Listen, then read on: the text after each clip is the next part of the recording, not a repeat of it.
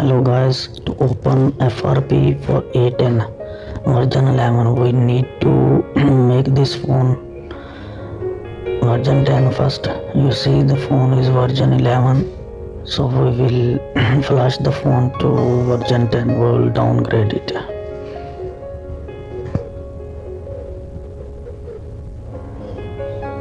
You have to go to Sam Mobile and you have to download the file that is version 10.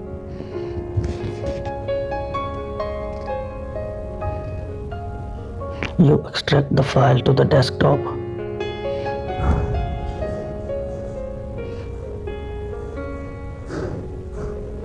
Here is the file. You will see the 5 files like that.